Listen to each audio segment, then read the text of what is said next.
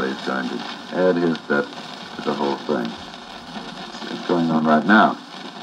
I see Virginia's got our next guest with her right there, Colonel Leon Mandel, and maybe you'd like to join them. I certainly do have Colonel Mandel with me here, and I'm sure that everyone will be happy to meet him this evening. He is a fourth-generation Chicagoan, a very well-known merchant in the city from a long line of merchant family. And he is a sportsman. He is a very, very well-known explorer. And more than that, he's a very charming guest to have with us tonight. Well, that's very gracious of you. I hope I can live up to even a small part of that introduction. You've lived up to a lot of it before I even met you, I understand. How long have you been in the store, Colonel Mandel? I've been in the store since 2 weeks after I got out of college in 1923, which looking back, I now find quite a long time. Well, then you really are a man who knows your business. You're not just there by courtesy. I think the only thing you ever know about merchandising is how much you don't know. Well, I think that's a wise statement. And really, you were established, according to Mandel Brothers' plaque in front, in 1855. Well, you weren't established then, but Mandel Brothers was, wasn't it? I sometimes feel as though I might have been established that long ago, but I try not to. Well, actually, that plaque may be several years off, because just recently we found a reference in the Chicago directory to the fact that my great-granduncle, Simon Klein, had what they then called a variety store in 1853. At least it was listed in the directory of 1853. Really? So we may go back a few years before 55. Well, then you must be planning your centennial, aren't you? Well, of course, having seen our neighbors do such a wonderful job on it, we're probably a little envious, a little jealous, and at the same time, we'd be very flattered if you thought that we could do something nearly as well as they did. I thought maybe we'd get a little scoop out of you to go with our Herald American scoop tonight. Well, won't you tell us first if you're going to have a Well, I tell you, when you come in to buy something, as Courtney asked you to buy his paper, I may give you the scoop. Give us the store, we can use it. How long have you been president, Colonel Mandel? Since 1946, coincidentally, the same year that Wes Courtney came here to Chicago to the Herald American. Yes, exactly. Are you a big advertiser in the Herald American? Well, we think we are. Of course, you're never as big an advertiser as the newspaper would like to have you, but the Herald American's an awfully good paper, and we're very fond of it. Good. Plug a piece now.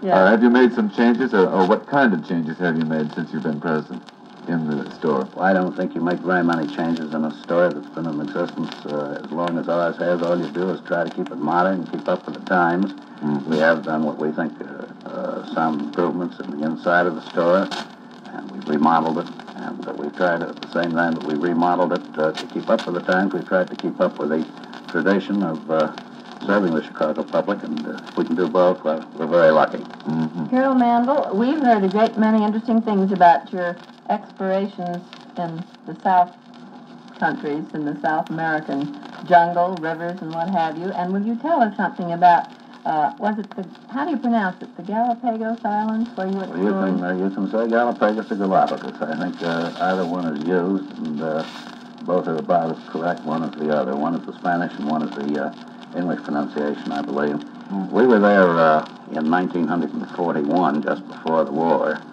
and we were out for the Chicago Museum of Natural History. Mm-hmm. We were also actually doing work for the Navy, which had been requested to be done regarding fresh water, various things in the islands, because at that time we were interested in having a plane base go in there. Mm-hmm. Since that time it's been put in. We were doing that work and doing some soundings, some hydrographic charts up to date and that sort of thing. What kind of people did you find there?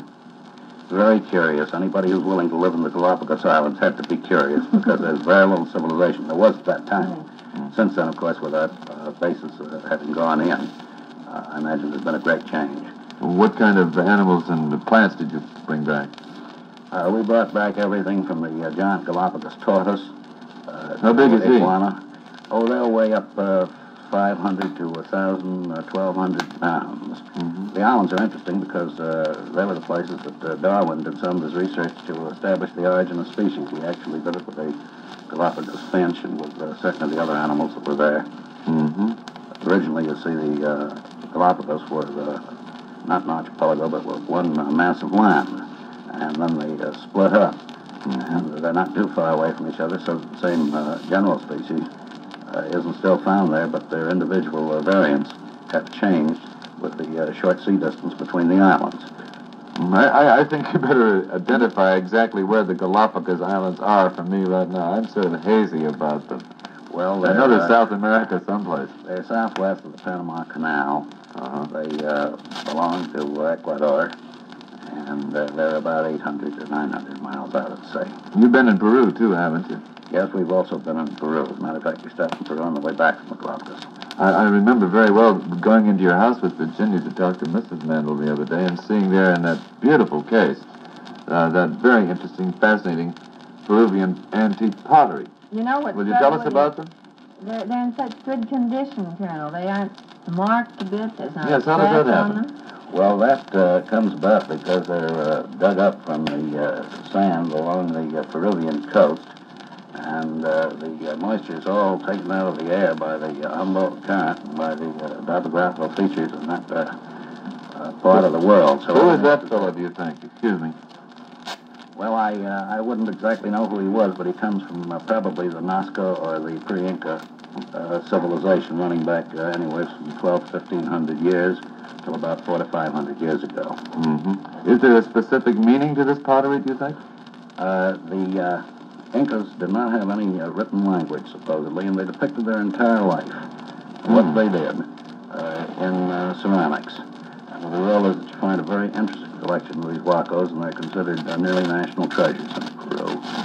And you find all sorts of them, showing every phase of the life of the times going back, as I say, about 1,500 years. They find one civilization under another as they dig in this very dry, sandy type of soil, which preserves everything, even fabrics, wonderfully preserved. Could I ask just one more question? Oh, hello. Mandel, come in. It's good to see you. Hello, very nice indeed to see I'm you. running into you here.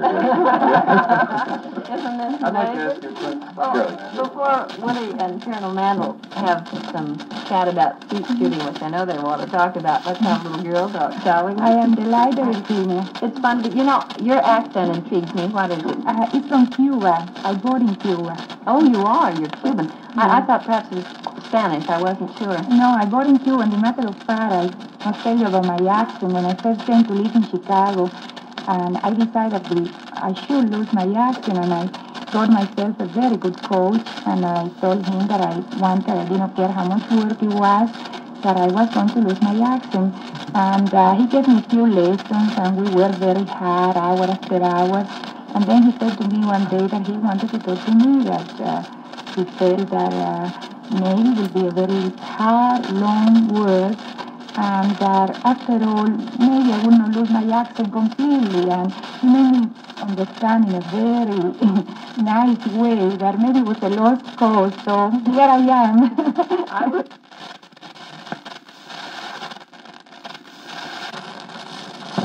I wouldn't say it's a lost cause. I think it's a very charming acquisition, or not an acquisition. You've always had it, but I think most of us love to hear an accent that's soft and pleasant. You are very sweet, and actually everybody's very nice, and always made me feel like if I did not have one, but I do know I have one, believe me. Mrs. Mandel, you lead a very busy life with your skeet shooting and your, shall I say, best dressing? I don't think Well, that's the way to put it. Exactly. But what do you do? Do you live most of the time in Chicago, or do you have several homes that you run? no, I have one and very small. I'm very happy that it's in that way. I really keep busy enough as it is. You keep busy in one home. Well, tell me, in your civic interests in Chicago, what are some of the biggest ones that you I am have? very interested in Pasadena Hospital.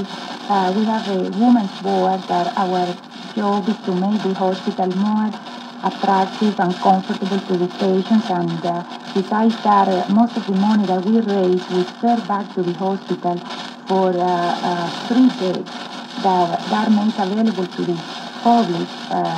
Our staff, that is a great one, actually. We have a great staff of doctors, And we so can that see- you're not just honorary names on a Oh, no, list. You're, all of us work very hard and enjoy it. We just love it.